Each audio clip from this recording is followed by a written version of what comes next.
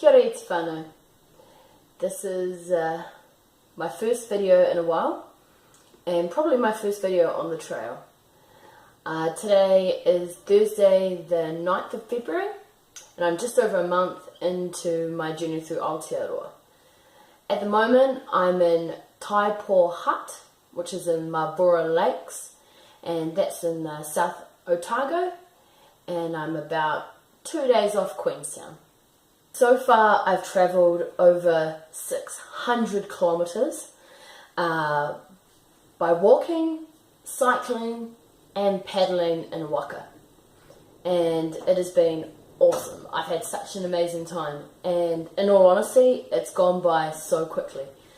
I even have to write down the names of the places I've been just to kind of make sure I can mark where I've been, and it's just been pretty unreal. I've had a lot of experiences. I've met a lot of people from overseas and a lot of people from Aotearoa, which has been great.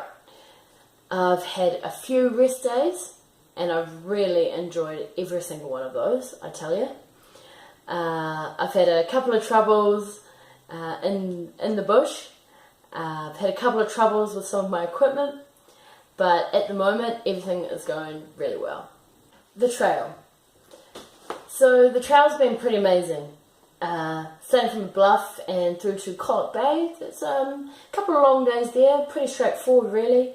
Had a really nice bike ride around the estuary in Invercargill, which was cool. And that walk on Oreti Beach was pretty tough, windy the whole entire time, pretty much 99% of the time.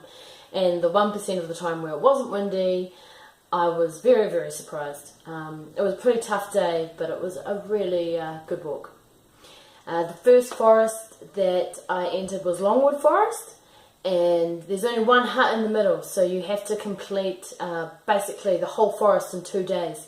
And that was about 65k in 2 days, so that was a pretty tough ask at the beginning of the trail, and it was very muddy and very wet, and yeah, put up a lot of challenges, but I was really happy to get through that. The second forest ranges you go through Takitimu, and they were pretty tough as well. You got a lot of really beautiful views from the top of that mountain, also a lot of tussock, a lot of wet feet and a little bit more mud, but really blessed. It was a really beautiful forest. A few highlights in there were my stop in Ototo, really cool little town, and I encourage anybody to check it out if they're in the area. And a rest day in Te Araroa, and that's absolutely beautiful. I was really fortunate to have a stunning weather when I was there, and I really enjoyed the day. Marlborough Lakes has been great so far. I can't even explain the scenery. It's really wonderful, and I'm really enjoying my time here so far. So some notes about the trail. Basically, I've got maps and I've got a compass, and they've been treating me really well so far. The trail has been relatively easy to follow. There are orange triangle markers in the forest, and then there are orange posts when you're out of the forest and you're just on normal open mountain range or open tussock. I have been having a little trouble with some of the markers in the tussock, as the tussock is quite high, sometimes right above my head, so it is a bit difficult for me to see the markers. However, in some of these places the trail is very distinct, and so I've been able to follow the trail and find the markers while I've been on the trail. Although I certainly would prefer to see the markers first, sometimes you just have to kind of go with your instinct and go with the maps, and you'll pick up the trail pretty easy. I've had a few kind of stream crossings, only one, possibly two river crossings, and they were fine. And just pretty easy to get across. I I haven't had too much trouble with any of the mountain ranges so far. I quite like climbing up, so that's been really cool. And other than that, I've had a few days of pretty nasty weather, but that hasn't affected my ability to get through and follow the trail has been pretty straightforward. Food on the trail. So food on the trail has been pretty good so far. However, food and water do weigh quite a bit, and so I've been trying to minimalise the effect of that. With water, I'm carrying no more than 1.5 litres at one time, and I have a water filter, so anytime I come to a creek or a stream or a river, I'm able to top up straight away, and I've had no problem finding water sources so far on this trip.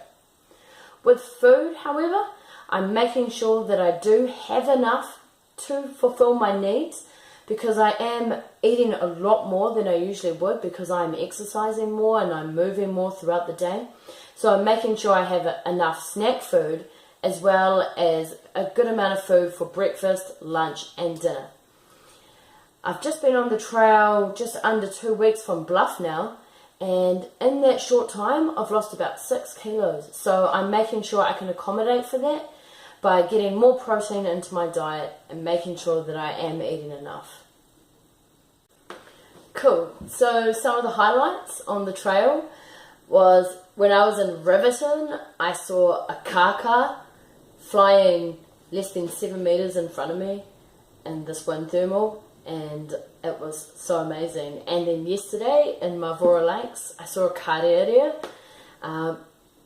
Both of these birds in the wild, and which I've never seen in the wild before, and it was just something really, really special. When I was in Te Araroa, I did get to see a ruru and some takahe and a kakariki, and they were in the bird sanctuary that they have down by the lake, and that was really special as well. So that's it for now. That's my journey so far over the last month. I hope you've enjoyed that, and I will make another video after I've done a little bit more adventuring. So until then, if you want to see any more of my photos, just follow me on Facebook or visit my website. Ka kite!